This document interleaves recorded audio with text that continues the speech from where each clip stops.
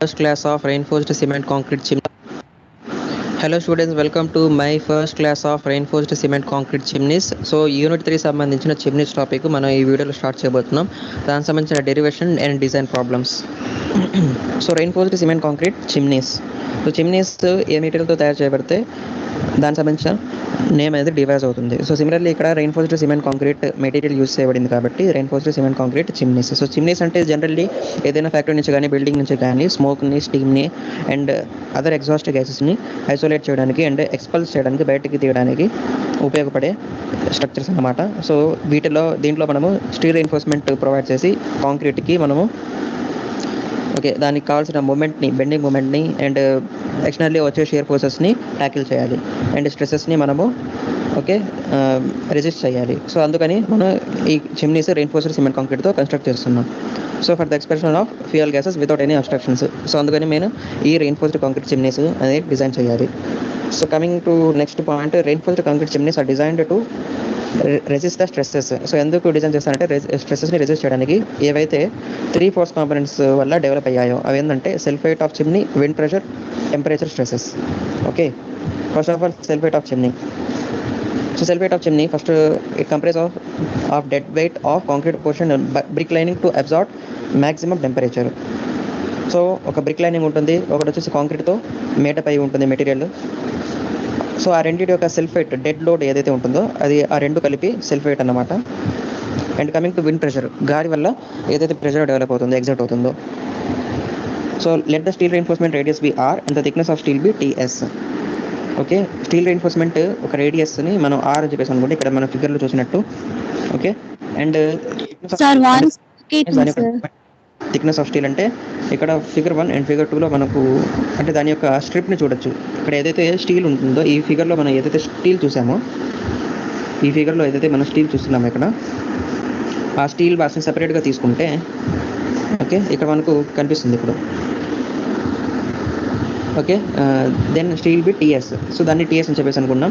దాని యొక్క thickness, that means దాని యొక్క డయామీటర్ని AST is equal to 2πr/ts. ఇక్కడ ఎందుకంటే ఓన్లీ స్టీల్ మాత్రమే ఏరియాని ఆక్యుపై చేసింది కాబట్టి, అంటే స్టీల్ మాత్రమే ఇక్కడ మనం కన్సిడర్ చేసాము, మధ్యలో ఉన్న కాంక్రీట్ని మనం కన్సిడర్ చేయలేదు.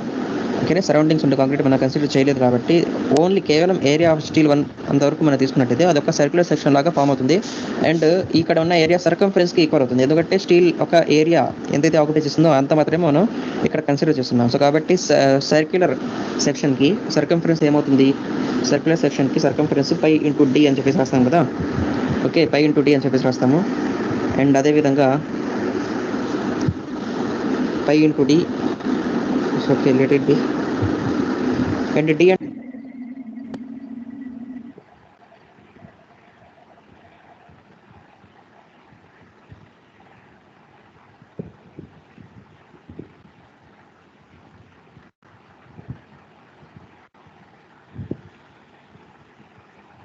సో ఇక్కడ ఆడియో బటన్ ఉంటుంది కదా, మీ ఫోన్లో ఒకటి డిస్ప్లే ఉంటుంది. సో అక్కడ ఆ ఆడియో బటన్ దగ్గర మీరు 3 ఆప్షన్స్ చూపిస్తుంది కదా. సో దాంట్లో మీరు స్పీకర్ అని చెప్పి సెలెక్ట్ చేయాలి. దాని తర్వాత మీకు విజిబుల్గా ఉంటుంది, సరే ఆడిబుల్గా ఉంటుంది. అదర్వైజ్ మీరు ఫోన్ మాట్లాడినట్టు చెవి దగ్గర పెట్టుకోవాల్సి వస్తుంది. డివైస్ లేకపోతే ఫోన్ అని చెప్పేసి ఉంటే, ఆ ఆప్షన్ సెలెక్ట్ చేసి ఉంటే మీరు దాన్ని చెవి దగ్గర పెట్టుకోవాల్సి వస్తుంది. ఒకవేళ స్పీకర్ అని చెప్పి సెలెక్ట్ చేస్తే మీరు జనరల్లీ మీ స్పీకర్ నుంచి సౌండ్ వస్తుంది, అప్పుడు మీకు బాగా వినపడుతుంది. Understood or not?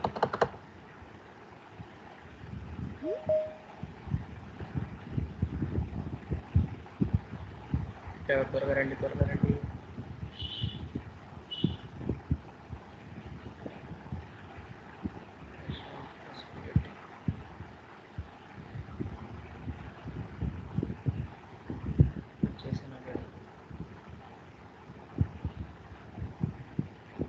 ఓకే, మళ్ళీ ఫస్ట్ నుంచి స్టార్ట్ చేద్దామా లేకపోతే కంటిన్యూ చేద్దామా?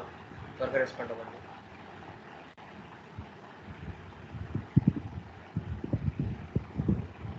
త్వరగా అన్మ్యూట్ చేసి ఎవరైనా చెప్పండి నాకు ఆన్సర్. ఇప్పుడు దాకా చెప్పింది క్లారిటీ లేదు కదా, చెప్పండి. ఫస్ట్ నుంచి చెప్పండి సార్. అంటే స్టార్టింగ్ అంతా ఫుల్ అంటే వాయిస్ అంతా బ్రేక్ అయింది సార్. వాయిస్ అంతా బ్రేక్ అయిందా? సో మీరు నేను చెప్పినట్టు ఆ, చేశారా? ఆడియో బటన్ పైన చేసాను. క్లిక్ చేసిన తర్వాత స్పీకర్ని ఎనేబుల్ చేశారా? స్పీకర్ లో పెట్టినా కానీ వాయిస్ కొంచెం అలాగే ఉంది sir. Okay okay okay. So let's see.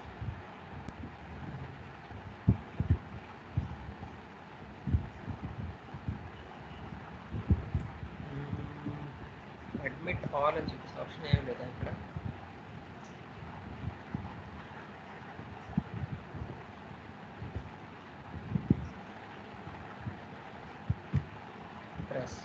Prashanth పసుపు లెట్టి అడ్మిట్ చేస్తున్నా కానీ అడ్మిట్ అవ్వట్లేదు అతను.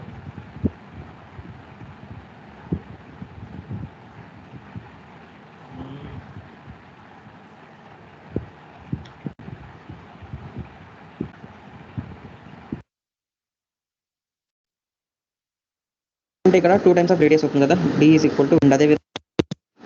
Hello students, welcome to my first class of reinforced cement concrete chimneys. So unit 3 సంబంధించిన చిమ్నీస్ టాపిక్ మనం ఈ వీడియోలో స్టార్ట్ చేయబోతున్నాం. దానికి సంబంధించిన derivation and design problems. So reinforced cement concrete chimneys.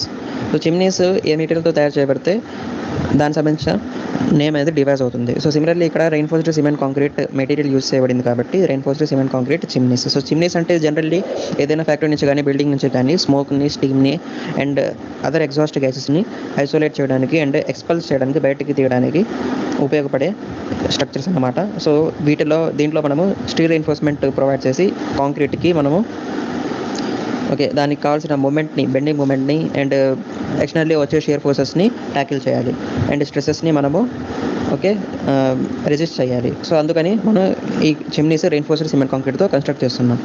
So for the expression of fuel gases without any obstructions. So అందుకని నేను ఈ రెయిన్ఫోర్స్డ్ కాంక్రీట్ చిమ్నీస్ అనేది డిజైన్ చేయాలి.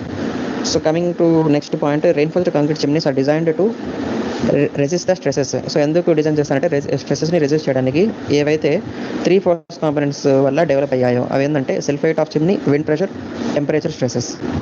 Okay, first of all self weight of chimney.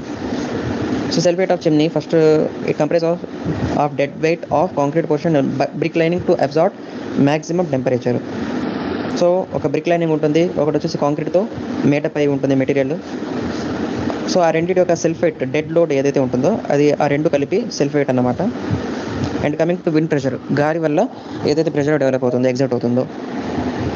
So let the steel reinforcement radius be R and the thickness of steel be TS. Okay, steel reinforcement ఒక రేడియస్ని మనం are అని చెప్పేసి అనుకుంటే ఇక్కడ మన ఫిగర్లో చూసినట్టు.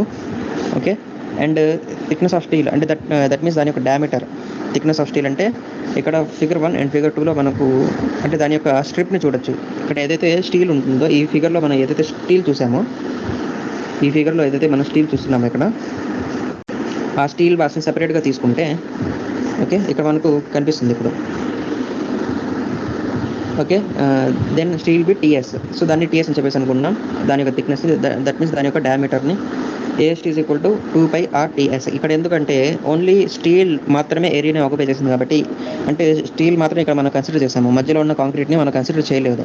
ఓకే, సరౌండింగ్స్ ఉండే కాంక్రీట్ మనం కన్సిడర్ చేయలేదు కాబట్టి ఓన్లీ కేవలం ఏరియా ఆఫ్ స్టీల్ అంతవరకు మనం తీసుకున్నట్టయితే అదొక సర్క్యులర్ సెక్షన్ లాగా ఫామ్ అవుతుంది.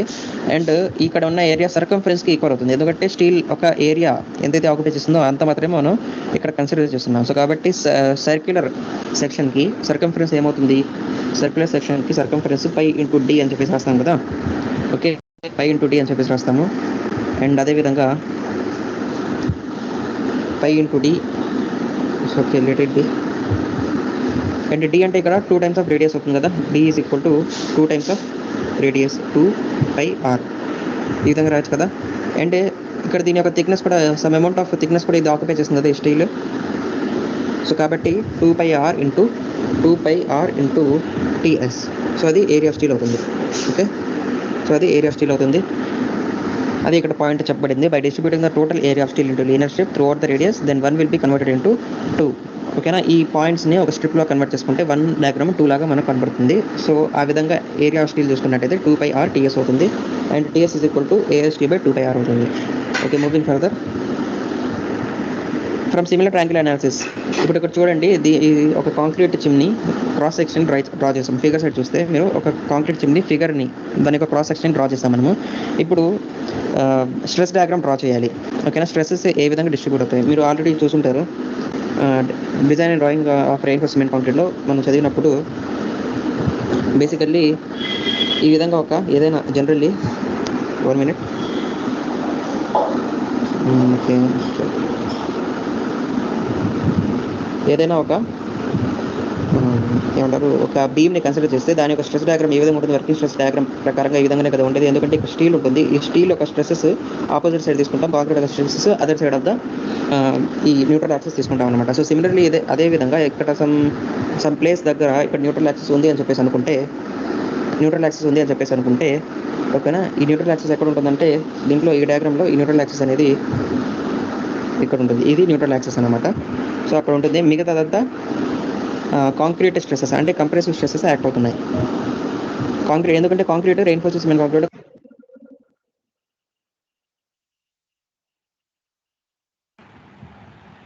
సో కనపడట్లేదు, వినపడట్లేదు అని చెప్పేసి కంప్లైంట్ వచ్చింది. మిగతా వాళ్ళకి కూడా అలాగే ఉందేమో చూసి చెప్పండి ఒకసారి. మిగతా వాళ్ళు కూడా ఒకసారి ఇన్షూర్ చేయండి. మట్టేరా దినేష్. సో ఎవరికైనా నా వాయిస్ వినపడకుండా లేకపోతే నేను షేర్ చేసే స్లైడ్స్ కనపడకుండా ఉంటా చెప్పండి.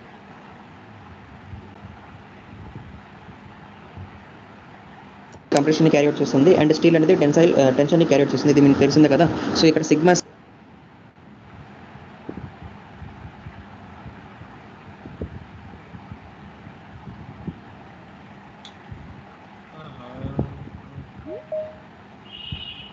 ఇంకా వచ్చారు వీరేంద్ర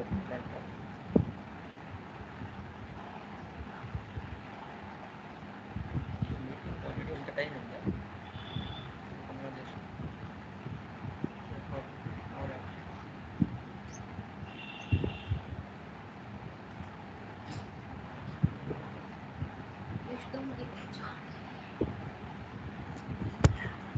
సో నా వాయిస్ అయితే వినపడుతుంది కదా.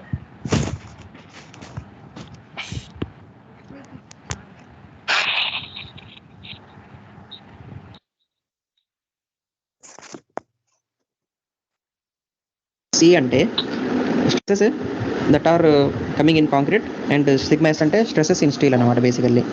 సో ఇప్పుడు చూడండి, ఎక్కడైతే న్యూట్రల్ యాక్సిస్ ఉందో ఓకేనా, అక్కడ ఆ లైన్ని ప్రొలాంగ్ చేసుకొని డయాగ్రామ్లో అండ్ ఆ యొక్క ప్రొలాంగ్ అయిన లైన్ ఓకేనా, ఈ లైన్ని ఎక్స్టెండ్ చేసుకొని ఇది సర్క్యులర్ సెక్షన్ దగ్గర మీట్ అవుతుంది కదా. ఓకేనా, ఈ విధంగా ఎక్స్టెండ్ చేసుకుని ఈ పాయింట్ దగ్గర సర్క్యులర్ దగ్గర మీట్ అవుతుంది అంతే కదా. అండ్ చూడండి, ఈ సిగ్మా ఈ న్యూట్రల్ యాక్సిస్ ఇక్కడ కలిసింది. ఓకే, ఇప్పుడు ఈ సెంటర్ ఆఫ్ ద సర్కిల్ అంటే డయామీటర్ డ్రా చేశాను నేను పర్పెండిక్యులర్గా. ఓకేనా, డయామీటర్ని డ్రా చేశాను, 2 sides కూడా డయామీటర్ డ్రా చేశాను ఈ విధంగా. ఓకేనా, ఇదొకటి అండ్ సిమిలర్లీ ఇదొకటి పర్పెండిక్యులర్లీ డ్రా చేశాను. దాని తర్వాత ఈ సెంటర్ ఆఫ్ ద సర్కిల్ ఏదైతే ఉంటుందో అక్కడి నుంచి నేను దీన్ని మీట్ చేశాను. ఓకేనా, అక్కడి నుంచి నేను దాన్ని ఏం చేశాను, కలిపాను. సో ఎంతైతే కలిపాను అక్కడ యాంగిల్ నాకు ఫామ్ అయింది, దాన్ని ఫై అని చెప్పేసి అనుకున్నాను. ఓకే, ఇప్పుడు మళ్ళీ క్లియర్గా చూడండి, ఈ విధంగా డయాగ్రామ్ ఫామ్ అయింది. సో సిమిలర్లీ అదే విధంగా మనం చూసుకున్నట్టయితే ఎక్కడైతే స్ట్రెస్ కాంపోనెంట్ అంటే మ్యాక్సిమం ఉంటుందో, కంప్రెసివ్ స్ట్రెసెస్ మ్యాక్సిమం ఉంటుందో ఆ పాయింట్ ఇక్కడ డెవలప్ అవుతుంది. అండ్ ఎక్కడైతే స్టీల్లో ఉండే స్ట్రెసెస్ మ్యాక్సిమం ఉంటుందో ఆ పాయింట్ ఇక్కడ ఎక్స్ట్రీమ్ పాయింట్స్ దగ్గర ఉంటాయి. అండ్ మధ్యలో సిగ్మా సి డాష్ ఏంటంటే any 1 point in the stress అనమాట. అంటే ఈ న్యూట్రల్ యాక్సిస్కి లెఫ్ట్ సైడ్ అంతా ఉండేది స్ట్రెసెస్ ఇన్ కాంక్రీటే కదా. సో మనం ఎక్స్ట్రీమ్ కాకుండా any 1 point in the compression zone of the concrete మనం ఏంటంటే స్ట్రెస్ అది కన్సిడర్ చేయాలి కాబట్టి ఈ పాయింట్ దగ్గర కన్సిడర్ చేసాము. సో ఎక్కడైనా కన్సిడర్ చేయొచ్చు, బట్ ఎక్కడైతే చేసామో దాన్ని మనం అక్కడ ఆ టాంజెంట్ దానికి సంబంధించిన కార్డ్ ఆ యాంగిల్తో ఫామ్ చేసేది, అంటే ఈ డయామీటర్తో ఫామ్ చేసేది మనం టీటా అని చెప్పేసి అనుకుంటాం. సో ఎలా అంటే నేను చెప్పింది చూడండి, ఇక్కడ సిగ్మా సి డాష్ ఇక్కడ మనం కన్సిడర్ చేసుకున్నాం. ఓకే, సిగ్మా సి డాష్ ఇక్కడ కన్సిడర్ చేసుకున్నాం. అండ్ ఈ విధంగా ప్రాబ్లం తీసుకుంటూ సర్కిల్ దగ్గర ఈ విధంగా ఇక్కడ మీట్ అవుతుంది. ఓకేనా, ఎక్కడైతే మీట్ అయ్యిందో సెంటర్ ఆఫ్ ద సర్కిల్ నుంచి మనం డ్రా చేసుకున్నాం అనుకోండి, అది ఎంత యాంగిల్ మేట్ చేస్తుందంటే టీటా యాంగిల్ మేట్ చేస్తుంది. ఓకే, టీటా యాంగిల్ మేట్ చేస్తుంది ఆబ్వియస్లీ. సో ఈ విధంగా మన దగ్గర టీటా అండ్ ఫై అనే 2 యాంగిల్స్ వచ్చాయి. ఓకే, దాని తర్వాత ఇంకా మనము డిరైవ్ చేసుకుంటే మనకేం తెలుస్తుంది, ఇంకా చూడండి ఇది వచ్చేసి pi minus 5. So total angle ఎంత పై మైనస్ 5, సారీ పై కదా 180 డిగ్రీస్ ఒక స్ట్రైట్ లైన్లో యాంగిల్ ఎంత ఫామ్ అవుతుంది. సో ఇదంతా ఒక స్ట్రైట్ లైన్, ఓకే, ఇదంతా ఒక స్ట్రైట్ లైన్ అన్నమాట. సో ఇక్కడ ఆల్రెడీ 5 ఉంది, ఓకేనా, 5 ఉంది. సో ఈ టోటల్ వచ్చేసి పై, అంతే కదా. సో నాకు కేవలము ఇంతవరకు మాత్రమే కావాలి, ఓకే, ఇంతవరకు మాత్రమే కావాలి. సో నేనేం చేస్తాను, టోటల్ యాంగిల్ 180 డిగ్రీస్లో నుంచి 5 తీసేస్తాను, అంతే కదా. సో ఆ విధంగా నాకు పై మైనస్ 5 అనే యాంగిల్ వస్తుంది. అండ్ దాని యొక్క రేడియస్ మనం ఇందాక డిస్కస్ చేసుకున్నాం 6. దాని యొక్క రేడియస్ 6 మన దగ్గర ఉంది. టీటా తెలుసు, 5 తెలుసు, ఓకే. ఈ విధంగా నేను కంప్రెషన్ తెలుసుకోవాలనుకుంటే, ఓకేనా, కాంక్రీట్ టర్మ్స్లో నేను స్ట్రెసెస్ తెలుసుకోవాలనుకుంటే నేను సిమిలర్ ట్రయాంగిల్ అనాలిసిస్ నుంచి ఒక ఫామ్లో వేయగలుగుతాను. సో ఇప్పుడు చూడండి ఇది ఒక ట్రయాంగిల్ అనమాట. ఇది ఒక ట్రయాంగిల్ అయితే ఓవరాల్గా, అండ్ దీంట్లో ఉండే ఇంకో ట్రయాంగిల్ వచ్చేసి ఇది అవుతుంది, అంతేనా. సో దీనికి ఒక లెంగ్త్ ఉంది అండ్ దీనికి టోటల్గా వేరే లెంగ్త్ ఉంది, అంతే కదా, ఆబ్వియస్లీ.